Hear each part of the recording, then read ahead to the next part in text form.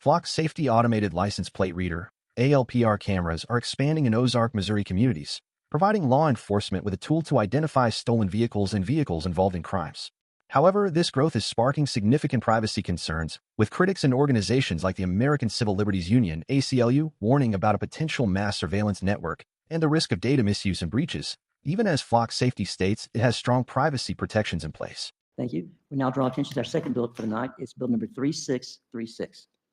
Your Honor, I make a motion to place bill number 3636 on its second reading by title only, please. Second. Okay. The motion is that we place bill number 3636 on the second reading by title only. That motion was made by Alderman Snyder, second by Alderman Hutchinson. All in favor of voting on this motion to discuss bill number 3636, do so by show of hands. And that does carry. An ordinance of the City of Ozark, Missouri, authorizing the city to enter into a contract with Flock Group Incorporated for the purchase and operation of Flock safety cameras and technology. Okay. We'll welcome back our chief again to the podium.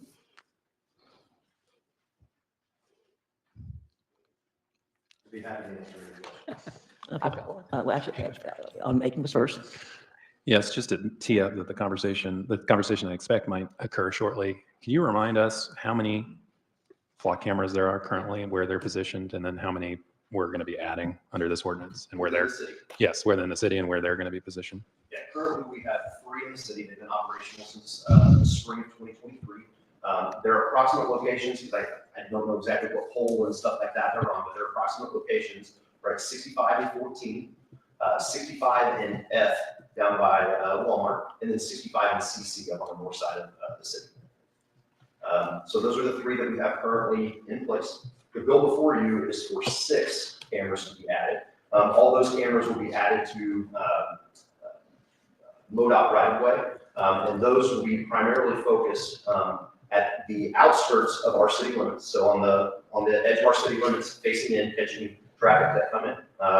Again, some of these locations are going to be duplicates, just because we want to catch directional traffic with those. So all 3 of those intersections that I talked about, there will be additional cameras there catching alternate directions off of 65 highway. There will be one on 14 east coming into the city limits. There will be one on that's 14 west. There will be one on 14 east coming into the city limits from Nixa, and then also at NN south coming into the city limits. Those are the 6 in the bill before you.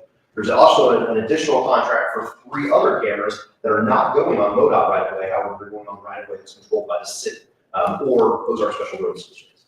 Those locations are at the OC, traffic coming into the OC, and then down by the park, the Finley River Park, catching traffic in both directions, both of the primary entrances into the park. We would catch traffic coming into those. So it will be a total of 12. However, the bill in front of you is only 6. The appeal of Flock safety cameras. Crime-solving tool. The primary justification for installing Flock cameras is to aid in solving and preventing property and violent crimes, such as vehicle thefts, hit-and-runs, and burglaries. Vehicle identification. The cameras read license plates and can also identify unique vehicle features, allowing law enforcement to search for and track vehicles connected to criminal activity. Community safety. Some communities, like the Alder Meadow Homeowners Association, have adopted the technology to deter crime and enhance a sense of neighborhood safety. Public funding. Some cities are using federal funds to cover the cost of these systems. Mounting privacy concerns. Mass surveillance network. The ACLU argues that by selling these cameras to both public and private entities, Flock Safety is effectively creating a vast, centralized surveillance network that can erode civil liberties. Data misuse and security breaches. Critics worry about the potential for data to be misused by authorities, stolen by malicious actors, or used for purposes beyond crime investigations, such as monitoring First Amendment activities. Digital dragnet. The Electronic Frontier Foundation, EFF, highlights that ALPR data captures information on millions of people who have committed no crimes, raising constitutional concerns and the potential for privacy violations. Data access. Questions remain about who can access the collected data and what safeguards are in place to prevent unauthorized access or security breaches. Flock Safety stance. Flock Safety states that it has strict measures in place to protect resident privacy. The company claims it does not use facial recognition and does not sell customer data to third parties. It also states that its system is used for public safety and criminal investigations, not for traffic infractions or immigration enforcement. Okay. Campbell, who's next, sir? Okay. Backing up to my question. If for some reason this was found at a state level to be illegal, is there verbiage in this contract that we would recover our costs that we've spent, or what happens to the contract? If the city is preempted by state legislation, where the city can no longer participate in the flock group technology, the city can terminate the contract. I don't believe there's any language about, returning the cameras or getting a refund for the cameras, but you can terminate the contract. So there is a cost that goes beyond just the purchase of the cameras for the technology and the subscription to that technology. So the city would essentially terminate it at that point. Yes, sir. So there's a potential we may lose that money if that happens. And I don't even know if it's going to happen, but. Some of the costs in the contract are attributed to the purchase of the physical camera, and some of the costs are related to the technology. So the cost that the city could potentially lose under that circumstance would be I would assume the cost for the camera. Okay. The technology would be limited because I believe that would be prorated based on when we terminated it. Okay, yes, Alderman Snyder, you're next. Chief, I've got a couple of questions relating to the flock. I know there's been a lot of misconception about the use of these cameras. And can you tell me what the difference between a red light ticket for revenue camera is versus a license plate reader? Yeah, I think I can probably give you a fairly good synopsis of it. And I think the easiest way to put it is a red light camera is revenue generating, first and foremost. They're in place to catch people breaking the law, catch anybody and everybody that may be breaking the law, and actively issue citations based on that technology, identifying a car that's broken the law, and generate revenue. I am not a proponent of red light cameras. That's why, since I've been your chief for 6 years, you have never heard me say anything, ask anything for red light cameras, or anything like that. It is not a crime fighting tool. Red light cameras are not a crime fighting tool. They are, in my opinion, revenue generating. Flock cameras, on the other hand, are, if not the best, one of the best crime fighting tools available to police departments right now. They are simply an objective way to look at evidence to see if you can solve a crime with what evidence it presents through the identification of a license plate, a vehicle, a model of a vehicle, a state of a license plate potentially. But it is very objective. You have to have some information to even really know what you're looking for. You have to have information to start with.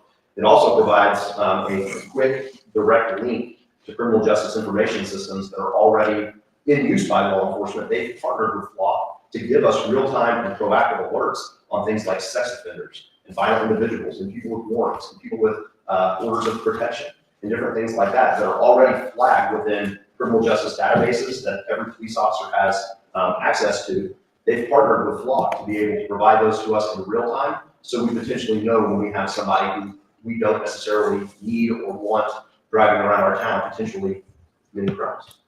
Gotcha. And another one of the questions I have with this LPR, the technology is only as smart as the information that's put into it. Is that correct? Absolutely. And I would also venture to say that PC, from a name that is attached to a license plate, has to be established before a warrant. Okay, warrant activity, you have to develop probable cause. That is not an automatic stop tool. However, if you have a stolen license plate or a license plate that's attached to a car that has been spotted in San Bernardino, Tucumcari, Muskogee, Oklahoma, Miami, and Springfield, that's going to help us fight crime. Is that correct? Absolutely. There's thousands of agencies throughout the nation that are entering in that type of information.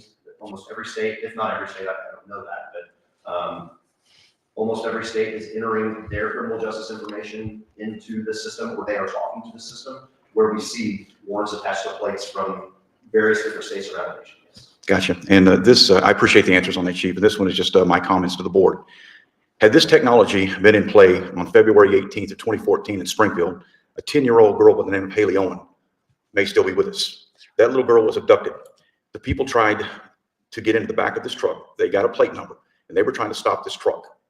Had the information we had now been used then with an LPR, we might have prevented this girl's murder. And that's exactly what this is. People want law enforcement to exhaust every effort that we can, every resource when it comes to a heinous crime, whether it be murder, rape, or burglary, or robbery. We want to use every tool that we can, and this is a valuable tool. Would you agree with that, Chief?